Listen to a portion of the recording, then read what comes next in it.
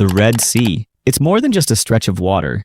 It's a lifeline, a critical artery through which over $1 trillion worth of trade flows every single year. From massive container ships to oil tankers, this narrow waterway between the Arabian Peninsula and Africa is one of the busiest and most vital shipping lanes on the planet. But lately, the waters have turned hostile. Along the southeastern coast, something dangerous is taking aim at that trade. Something that flies without a pilot, doesn't blink, and can strike with deadly accuracy. That something is a drone, and the ones launching them are the Houthis. These aren't just rebels with a few rifles in the mountains of Yemen. Not anymore. Over the past few years, the Houthis have evolved into one of the most sophisticated non-state military actors in the world. They've got access to advanced drones, long-range missiles, electronic warfare, and most importantly, backing from Iran. The result? Chaos in one of the world's most crucial maritime regions. With Iranian support, the Houthis now possess a full drone arsenal, from basic surveillance UAVs to deadly weapons like the Samad series, capable of hitting targets over 900 miles away. And thanks to their grip on western Yemen, they have a perfect launch pad, one that gives them access to deep parts of the Red Sea and international shipping lanes. So they've made a choice: disrupt global commerce,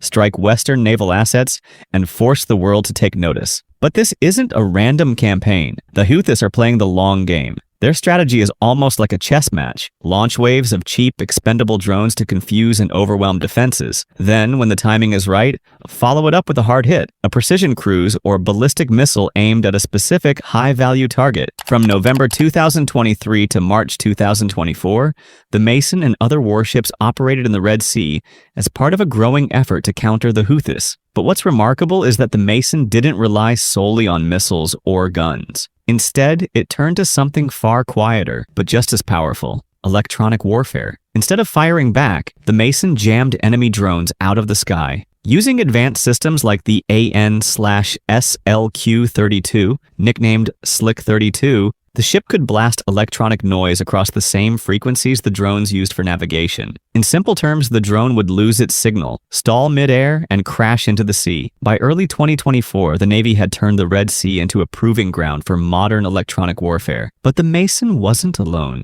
In February 2024, the USS Gravely also found itself in a high-stakes encounter, successfully engaging and downing multiple Houthi drones. Sailors aboard both ships were later awarded combat commendations. Of course, not every threat comes from above. Sometimes you need eyes in the sky to counter drones before they ever get close. That's where the EA-18G Growler comes in. It might look like a normal FA-18, but make no mistake, this aircraft is a flying electronic warfare platform. It's one of the most advanced of its kind in the world, built to jam enemy radars, scramble communications, and shield friendly forces from detection. And it doesn't just jam, it bites. In July 2024, one of these Growlers made history by scoring its first air-to-air kill. An AIM-120 missile slammed into a Houthi drone mid-flight, but the Growler didn't stop there. It also targeted radar installations on the ground using AGM-88 HARM missiles, destroying the Houthis' ability to guide and launch follow-up strikes. It was a turning point. The message was loud and clear. The US wasn't just reacting, it was proactively hunting. But there was a problem. A big one. Missiles are expensive. Really expensive. The Navy began firing hundreds of them. Between October 2023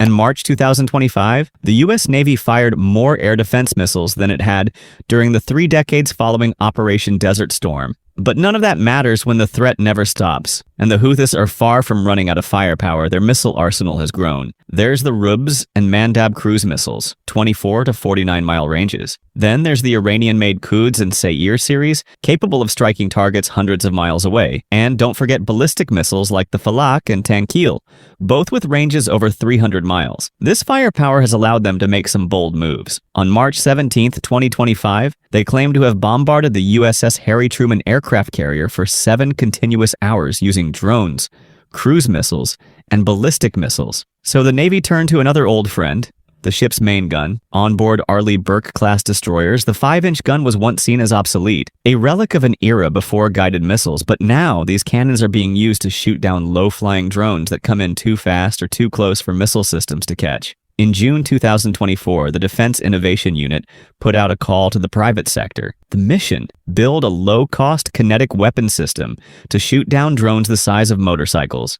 about 330 pounds. No lasers, no high-priced missiles. Just effective, scalable drone defense delivered within 12 months. The hope is that this system, combined with jammers, guns, and existing missile tech, will finally give U.S. Navy ships a layered defense system that doesn't bankrupt the Pentagon. Launched in December 2023 to protect shipping and push back against this modern maritime insurgency. But the critics haven't been quiet. Some say the U.S. hasn't done enough, that the Houthis are still launching, still hitting, still disrupting the global economy with shocking ease. And unless a game-changing solution arrives soon, things might only get worse. So that brings us to today. As the Navy tries to balance its budget, defend its sailors, and maintain control over one of the world's most important waterways, one question remains. Will the Defense Innovation Unit deliver that next-generation solution before the June 2025 deadline? Or will the Navy keep fighting this war the hard way, with missiles, money, and wear and tear? Let us know what you think in the comments. Do you believe a cost-effective kinetic drone defense is possible in time? As always, thanks for watching. Stay informed, stay aware,